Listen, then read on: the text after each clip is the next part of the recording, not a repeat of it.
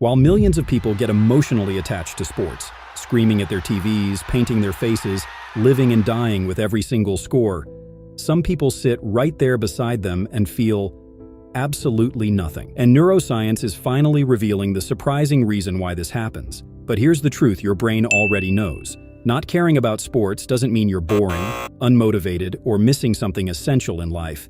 It simply means your brain processes reward, identity, and human connection in a profoundly different way. Humans are hardwired for tribes. For most people, sports became the perfect modern tribe. Teams, colors, chants, lifelong loyalty, and bitter rivalries. Yet for some, that ancient pull never fully ignites.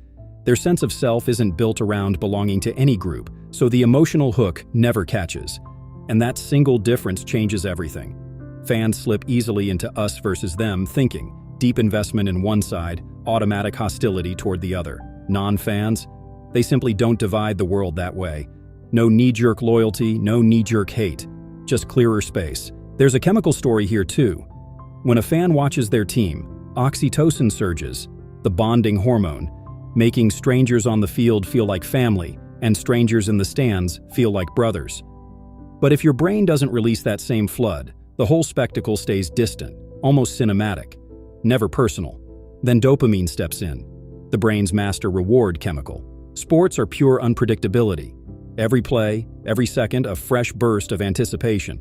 Fans ride that wave like a drug.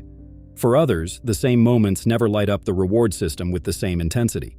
This is intermittent reinforcement in action, the most addictive pattern psychology has ever measured, the exact mechanism that hooks gamblers for life. The uncertainty keeps fans coming back forever. But some brains are wired less sensitive to it, so the spell simply never takes hold.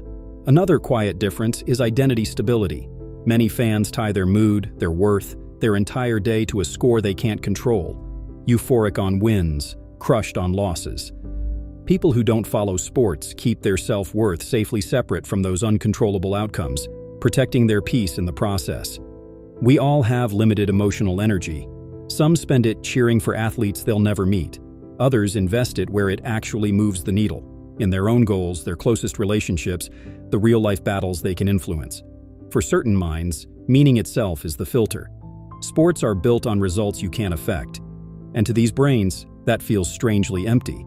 They crave arenas where effort and outcome are directly linked, where what they do actually changes the story. This ties straight into parasocial investment, the one-sided emotional bond we form with distant figures.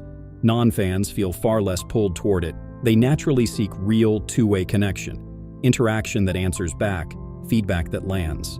None of this means they lack excitement or hunger for reward. They just hunt it in different places. Deep learning, creation, building something from nothing, chasing ideas that stretch the mind. And because of that wiring, they often stay more present in their own lives.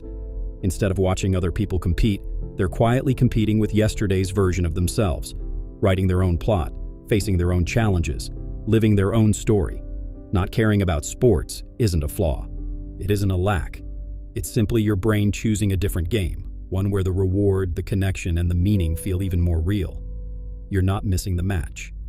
You're just playing a completely different, equally thrilling one.